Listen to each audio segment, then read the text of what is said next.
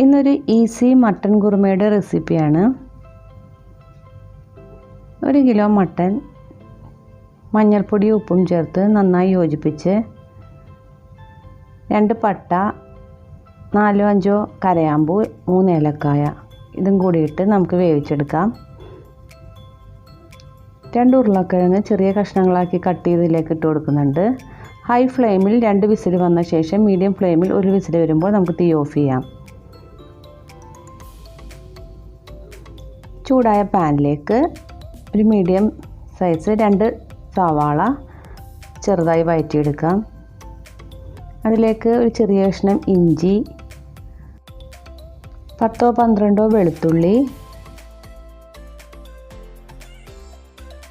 4-5 പച്ചമുളകും ഇട്ട് വഴറ്റിയെടുക്കാം.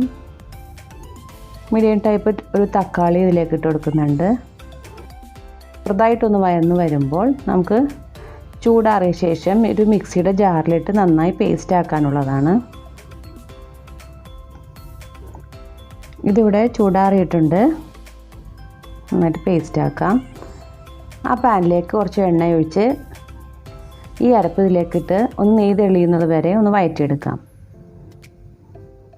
ആ സമയം കൊണ്ട് മിക്സിയുടെ ജാറിൽ 1 കപ്പ് തേങ്ങയും ഒരു 12 കശുവണ്ടിയും കൂടി നന്നായിട്ട് അരച്ചെടുക്കാം.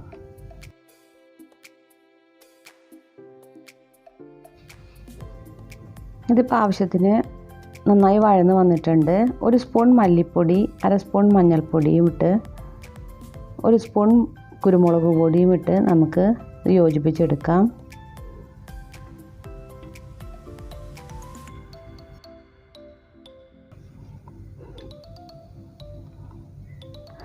വെന്ത മട്ടൺ നമുക്കിതിലേക്ക് ഇട്ട് കൊടുക്കാം.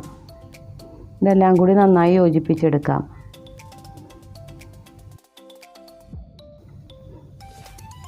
മട്ടനൊക്കെ നന്നായി വെന്ത് വന്നിട്ടുണ്ട്. നമ്മൾ തേങ്ങ അരച്ചത് 1 കപ്പ് വെള്ളവും ചേർത്ത് നന്നായി അരിച്ച് ഇതിലേക്ക് ഒഴിച്ചു കൊടുക്കുകയാണ്.